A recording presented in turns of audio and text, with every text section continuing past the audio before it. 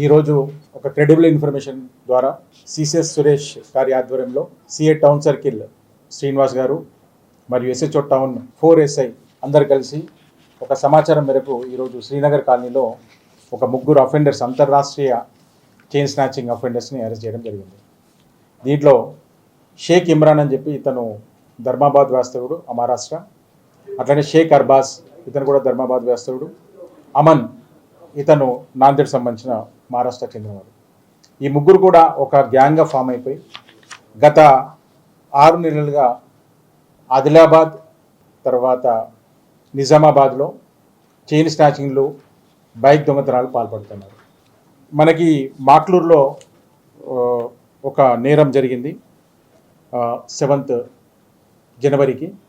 దాంట్లో ఒక పర్సన్ యొక్క ఆమె వెళ్తుంటే ఆమెను అడ్డగించి ఆమె దగ్గర కత్తితో బెదిరించి ఒక చైన్ తీసుకొని పోవడం జరిగింది. దాంట్లో ఉన్న క్లూస్ ప్రకారం గత 2 నెలలుగా సిసిఎస్ టీమ్ కానీ ఎస్హెచ్ఓ టౌన్ 4 ఆధ్వర్యంలో టీమ్స్ కానీ ఈ క్లూస్ ఉన్న దాన్ని వర్కౌట్ చేస్తూ ఉంటే మనకు అవైలబుల్ క్లూస్ ఉన్నప్పటికీ కూడా ఈ నేరస్తులు కొంత అలర్ట్ అయిపోయి బాంబే కొన్ని డిఫరెంట్ స్టేట్లు తిరగడం వల్ల ఈ అరెస్ట్ అనేది డిలే జరిగింది. ఈరోజు తగిన సమాచారం ప్రకారం వీళ్ళను శ్రీనగర్ కాలనీ టౌన్ 4 ఏరియాలో అరెస్ట్ చేయడం జరిగింది. దీంట్లో షేక్ ఇమ్రాన్ ఎవరైతే ఉన్నారో ఇతను పాత నేరస్తుడు.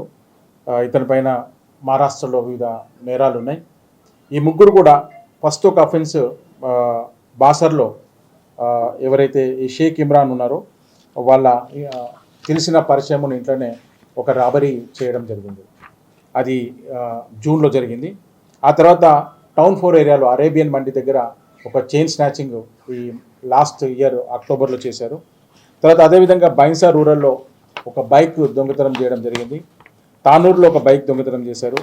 తర్వాత ఇచ్చోడాలో కూడా వీళ్ళు ఒక దోపిడీ నేరానికి పాల్పడ్డారు. అక్కడ కూడా ఒక అఫెన్స్ చేశారు.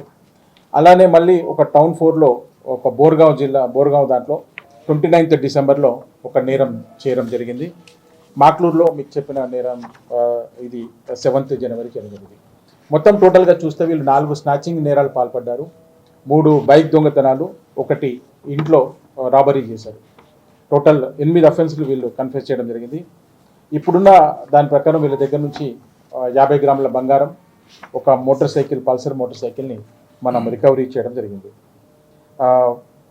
వీళ్ళు మహారాష్ట్ర చెందిన వారు కావడం వల్ల మనకు కొంత సర్విలెన్స్ మనకు టైం పట్టింది. బట్ ఈ మహారాష్ట్ర నుంచి వచ్చే గ్యాంగులు అన్నీ కూడా పాతవి ఏవైతే ఉన్నాయో అవన్నిటి మీద కూడా గట్టి నిఘా పెడతాము. దీంట్లో ఈ కేసులు ఛేదించడంలో సిసిఎస్కి చెందిన కానిస్టేబుల్ మెయిన్గా నీలేష్ కానీ వీళ్ళంతా కూడా ఒక టీమ్గా ఫామ్ అయ్యి అఫెన్స్ అయినప్పటి నుంచి కూడా కంటిన్యూగా దీన్ని మానిటర్ చేయడం వల్ల ఈ కేసు డిటెక్ట్ చేయడం సాధ్యమైంది.